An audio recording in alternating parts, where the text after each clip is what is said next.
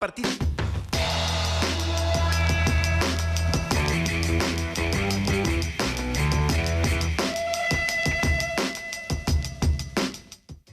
Mercoledì 18 maggio, San Giovanni I Papa. È il 138° giorno dall'inizio dell'anno, ne mancano 227 al termine.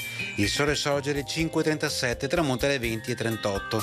La luna sorge a mezzanotte, tramonta alle 7:03.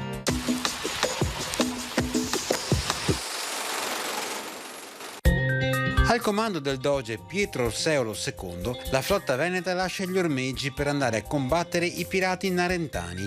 A commemorazione della vittoria riportata sarà istituita la festa delle nozze di Venezia con il mare.